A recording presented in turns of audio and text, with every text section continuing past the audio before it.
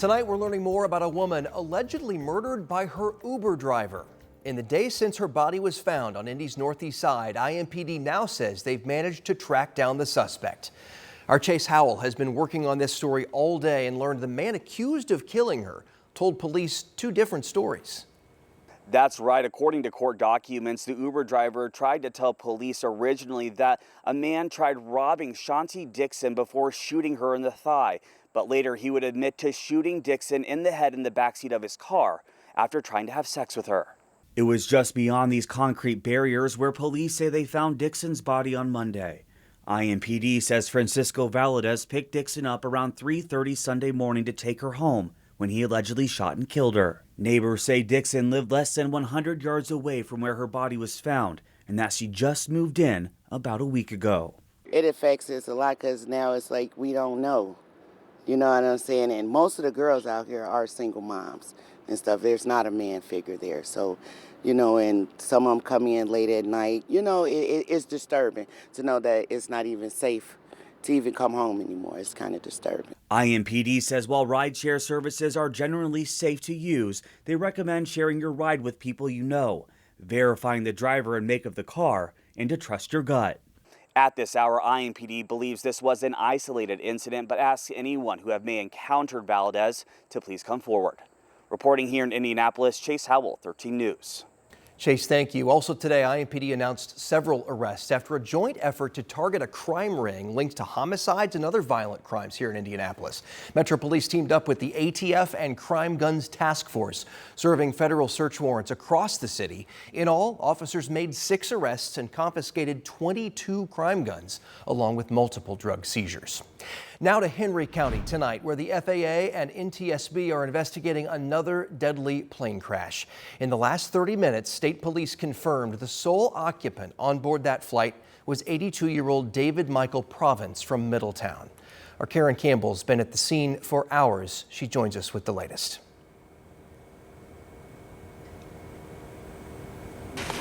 We've learned an 82-year-old man died here today. Indiana State Police telling us this happened sometime around 2 o'clock this afternoon. Now, we've learned that 82-year-old man was the pilot and the only passenger on board the single-engine airplane. Now, Indiana State Police is also working with the FAA to determine what caused this small plane to crash here in this private airfield known as the Roberts Field Airport.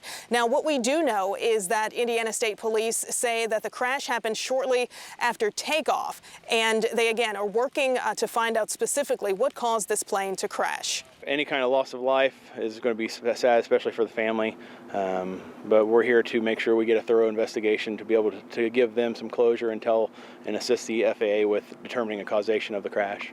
Karen Campbell, 13 News. All right, thank you, Karen. And this is the second deadly plane crash in central Indiana in just the last 5 days. 4 people were killed after a plane crashed near the Anderson Municipal Airport. The victims ranged between 19 and 68 years old. An initial report from the FAA says the plane crashed for unknown reasons. Tonight, we're digging into new developments and how new developments in the Delphi murders case could delay plans for the trial to start next month. Attorneys for suspect Richard Allen say they want the State Court of Appeals to overturn 2 of the judge's rulings even before the trial starts.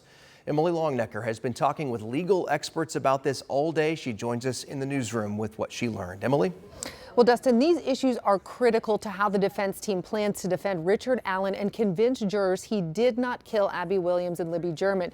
The 2 issues the defense is raising: a decision to let jurors hear about alleged confessions and a ruling to prevent them from hearing the defense theory that someone else killed the girls.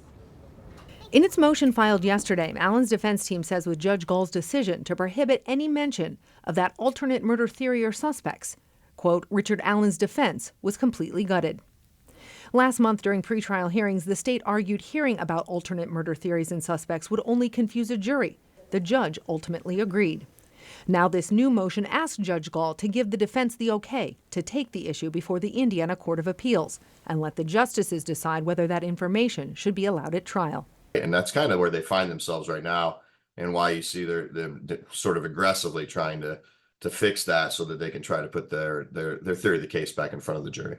Even if Judge Gall gives the okay on this latest motion, defense attorney Brad Banks isn't sure the Court of Appeals would agree to review the issue before trial. Historically, they would not agree to even hear it. They would say you have to wait till after trial, and then you can do that as a normal appeal. Allen's attorneys argue in their motion not being able to present their defense theory violates Allen's constitutional rights. The defense team wrote they're starting the appeals process not to, quote, unnecessarily delay the trial, but because they believe any conviction would ultimately be overturned and end up with a second, very expensive trial. Start over from scratch. New jury, new trial, all over again. That drags out the process for everyone involved.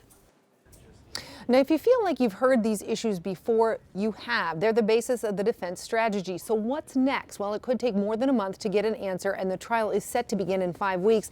If the judge says no to this request for an appeal, then the defense will likely try again to get them in during trial. And if they are again turned down these issues and Allen is convicted, you can expect to hear this all argued again in a later appeal process. In the newsroom, Emily Longnecker, 13 News. So many twists and turns in this case. Emily, thank you. You can follow all of the developments in these legal battles leading up to the Delphi murders trial. Just head to WTHR.com/Delphi.